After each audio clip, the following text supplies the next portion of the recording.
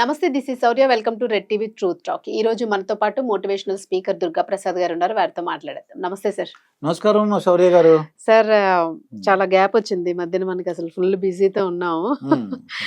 But ఏంటంటే ఈ రోజు మనం మాట్లాడుకోబోయే కంటెంట్ ఢిల్లీతో పాటు సేమ్ ఢిల్లీ లాగే అవును. ఈక్వల్ గాను హైదరాబాద్ కూడా తయారవుతుందా? ఏ విషయంలోనే అని అంటే కాలుష్యం విషయంలో. సో మనం వింటూ ఉన్నాం, ఢిల్లీలోని కాలుష్యం పెరిగిపోయింది అని చెప్పేసి ఢిల్లీలో ఉన్న వాళ్ళందరూ వేరే ప్రాంతాలకి టూర్స్ వెళ్ళిపోతున్నారంట, అక్కడ ఉన్న కాలుష్యానికి తట్టుకోలేక. అవును. దీనివల్ల వేరే ప్రాంతాల్లో ట్రాఫిక్ రద్దీ అవుతుందంట. సో అలాగే మన హైదరాబాద్ కూడా తయారవుతుంది అని చెప్పేసి ఈ మధ్య కాలంలో వింటున్నాం. సో మీరేమంటారు, అసలు కాలుష్యము లేదా చుట్టూ ఉన్న మన వాతావరణం ఎలా ఉంది అంటారు ఇప్పుడు? అవును. అంటే ఢిల్లీలో ఎందుకు అలా జరిగిందంటే పాపులేషన్ ఎక్కువ, ఒకటి ఎక్కువ మంది వెహికల్స్ ఉన్నాయంట. జనాభా కంటే ఇంకా వెహికల్స్ ఎక్కువ అంటే స్కూటర్లు కానీ ఆటోలు కానీ ఆ వెహికల్స్ కూడా ఒక్కొక్కటి అంటే కుటుంబానికి 2-3 కార్లు ఉండటం అలా ఉంది ఢిల్లీలో పరిస్థితి. అలాగే చుట్టుపక్కల ఉన్నటువంటి రాష్ట్రాల్లో కొద్దిగా అది పంజాబ్ కానీ హర్యానా ఇవన్నీ కొన్ని స్టేట్లో ఈ రైతులు ఈ పంట పొలం పండించిన తర్వాత మిగతాది ఏం చేయాలో తెలవక దాన్ని ఏం చేస్తారు, కాల్చేస్తారంట. ఎప్పుడైతే కాలుస్తారో అది మొత్తం పొగ వచ్చేస్తుంది, పొల్యూషన్. ఆ ఎఫెక్ట్ ఢిల్లీ మీద పడుతుంది. ఇప్పుడు హైదరాబాద్ లో కూడా ఏమవుతుందంటే వెహికల్స్ డబ్బులు ఏంటి, ప్రతి ఒక్కరికి ఇదివరకు సైకిల్స్ అంటే సైకిల్ అంటే గొప్ప, సైకిల్ కొనుక్కుంటే గొప్ప, సైకిల్ ర్యాలీ సైకిల్ అంటే ఇంకా గొప్ప అనమాట. మళ్ళీ ర్యాలీ సైకిల్ అంటే ఇంకా సూపర్ అనమాట. ఇంకొక 100 రూపాయలు పెట్టి ఎక్స్ట్రా పెట్టి కొనుక్కున్నాడు బాబాయ్ అని చెప్పేసి. హంబర్ సైకిల్ అని ఏదో ర్యాలీ సైకిల్ అలా ఉండేది అనమాట. అటువంటిది ఎప్పుడో ఒక మోటార్ సైకిల్ వెళ్తుంటే ఊళ్ళో పరిగెత్తుకుని చూసేవాళ్ళం. అంటే మోటార్ సైకిల్ వెళ్తుంది అలా చూసి నుంచి చివరి కనుచూపు మేర వరకు దూరంగా వెళ్ళే వరకు కూడా ఆ శబ్దం ఆయన కూడా విని ఆనందించేవాళ్ళం. అటువంటిది మరి ఈ రోజుల్లో ప్రతి వైఫ్, హస్బెండ్, పిల్లలు అందరికి బళ్ళు ఉంటున్నాయి. నలుగురు ఉంటే నలుగురికి బండి ఉంటుంది. అంటే ఎవరికి వాళ్ళ ఆఫీస్ ఎవరు వాళ్ళు వెళ్ళాల్సిందే. వాళ్ళు పోనీ అంటే బస్సులు కానీ లేదంటే మెట్రో కూడా ఉపయోగించుకుందాం అనుకున్నాను అనుకో, కొద్దిగా వాళ్ళ ఇంటి దగ్గర నుంచి దూరంగా ఉంటుంది. మరి అక్కడి నుంచి ఎలా వెళ్ళాలి, అదో ప్రాబ్లం అది. అంతే ప్రతి ఒక్కరు అనుకుంటారంటే వెహికల్స్ ఎవరి కాళ్ళు తీసుకున్నారు, 4 వెహికల్స్ 3 వెహికల్స్ అలాగా. దీనికి ఏంటంటే పారిశ్రామికంగా కొద్దిగా హైదరాబాద్ అభివృద్ధి చెందటం, తర్వాత ఈ వెహికల్స్ పొల్యూషన్, జనాభా ఎప్పుడైతే పెరిగిందో ఆటోమేటిక్ ఏముందంటే ఈ కన్స్ట్రక్షన్ కూడా పెరుగుద్ది. అవును, ఇప్పుడు దుమ్ము ధూళి, తర్వాత డిమాలిషింగ్ ఉంటది. అవును, మళ్ళీ కొత్త అసలు హైదరాబాద్ తీసుకుంటే ఎప్పుడు చూసినా కూడా ఏదో కన్స్ట్రక్షన్ జరుగుతూనే ఉంటది. పాత బిల్డింగ్లు పడగొట్టడం, కొత్త బిల్డింగ్ రెనోవేషన్ చేయడం, కంటిన్యూ సిటీ మొత్తం ఒక 100 బిల్డింగ్ల పైన కనిపిస్తూ ఉంటాయి కంటిన్యూస్ రెనోవేషన్స్. దీంతో ఇంకోటి ఏంటంటే ఈ చెత్త చెదారం వేసేవాళ్ళు ఒక డిసిప్లిన్ లేకుండా, అది మెయిన్ అదే అనబోతున్నా. ఈ చెత్త చెదారం అంటే వస్తువులు కాదు, చెట్లు ఏదైనా పనికిరాని ఉంటే అలా పడేశారు. పడేసి దాని నుంచి విషవాయువులాగా ఏంటి ఇవన్నీ ఏంటి ఒక డ్రైనేజ్ సిస్టము.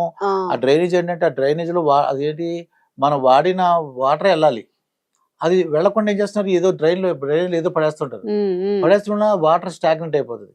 వాటర్ స్టాగ్నెంట్ అయిపోయి మురికి నీటిలోంచి ఒక బ్యాడ్ గ్యాసెస్ రావటం, విషవాయువులాగా అవటం, చుట్టుపక్కల ఉన్న కలుషిత వాతావరణం.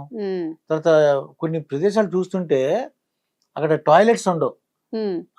ఉదాహరణ పంజాగుట్ట ఆ ఏరియా నుంచి వెళ్తుంటే గోడలు మొత్తం అసలు దారుల్లో నడవలేని పరిస్థితి.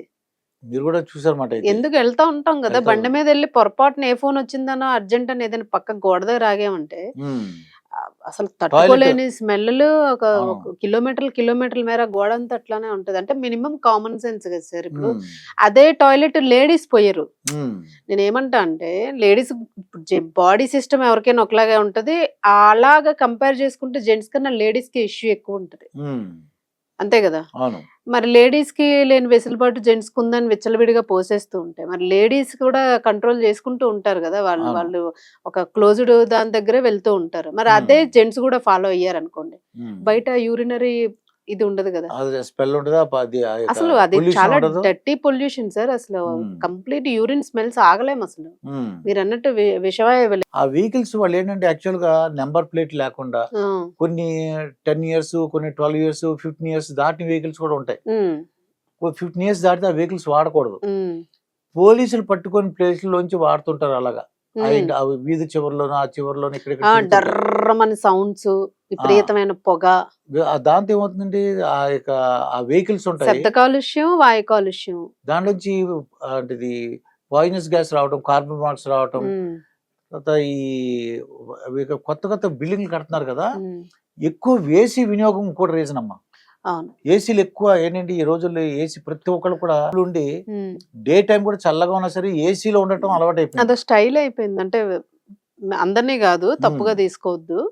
అదొక అవసరం ఉన్నా లేకపోయినా ఏసీ వేసి వదిలేయడం, ఫ్యాన్లు వేసి వదిలేయడం. పవర్ ఎక్కడి నుంచి వస్తుంది సార్? పవర్ బిల్ వస్తే వీళ్ళు కట్టేసే కెపాసిటీ ఉన్నా పవర్ ను ఉత్పత్తి చేయడానికి వాటర్ సోర్స్ అంతా తీసేసుకుంటూ ఉంటుంది కదా, మరి అది మినిమం కామన్ సెన్స్. ఈ ఏసీ దాని నుంచి కొన్ని గ్యాసెస్ రిలీజ్ అవుతుంటాయి, దాంతో తొందరగా వాతావరణం వేడెక్కిపోతుంది. వాతావరణం వేడెక్కడం వల్ల మనకి అదొక ఏంటి, దాని వల్ల కూడా ఈ డ్రైనేజ్ ఉన్నట్టు వాటర్ కూడా ఎవాపరేట్ అయిపోయి బ్యాడ్ స్మెల్, మొత్తం పొల్యూషన్ అంతా పెరిగిపోతుంది. దీనికి ఏం చేయాలంటే ప్రజలు కూడా ఎవరికి వాళ్ళు నీట్ గా ఉండటం, పర్సనల్ హైజీన్ చాలా ఇంపార్టెంట్.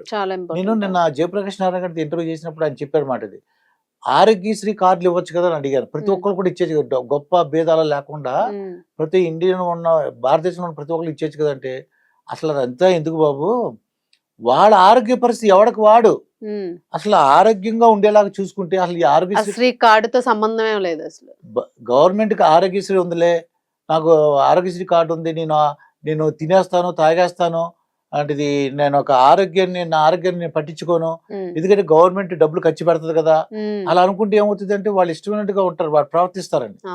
దాంతో వాళ్ళకి బీపీలు వస్తాయి, షుగర్లు వస్తాయి.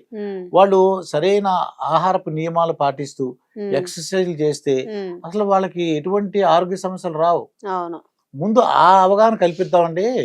ఆ అవగాహన కల్పించి ఫ్రీగా ఇస్తున్నారు, ఫ్రీగా వైద్యం అలా కంటే నీకు పూర్తి ఆరోగ్యంగా ఉండు. అలాగే ఎవరో ఎయిర్ క్వాలిటీ బాగాలేదు, ఎయిర్ క్వాలిటీ ప్రతి కూడా అరిచే బదులు ఎవరికి వాళ్ళు ఇంట్లో అంటే ప్రస్తుతం వాళ్ళ ఇంట్లో నుంచి మొదలు పెట్టారు అనుకోండి,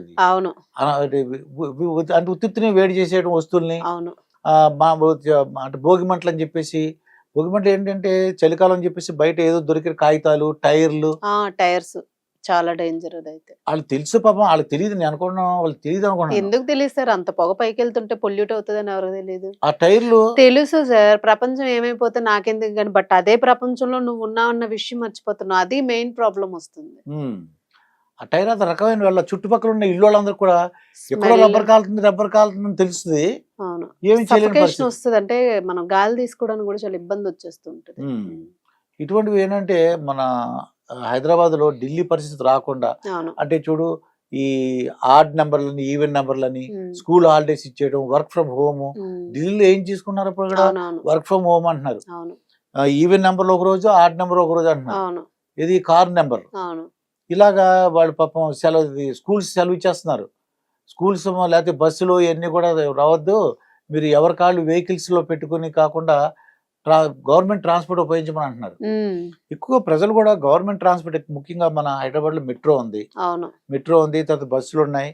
ఇలాగా ప్రజా రవాణా సౌకర్యాలు ఉపయోగించుకుంటే తగ్గడానికి అవకాశం ఉంది. సారీ గారు, అంటే ఒక్కవేళ వెహికల్స్ కి సంబంధించి మీరు బాగానే చెప్పేస్తారు, బస్సుల్లో మేము జర్నీ చేయొద్దా, మాకేం అవసరం అని అనుకున్న వాళ్ళు కూడా ఉంటారు.